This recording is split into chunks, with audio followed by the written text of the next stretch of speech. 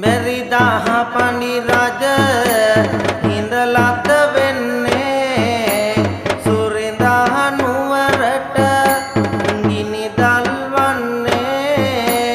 උරලා සම දොස සෙත සලසන්නේ ඉරිදා වන්දොස අද දුරලන්නේ පෙරස් මුඩු ගඟට දමා ගොඩට ගිය දහා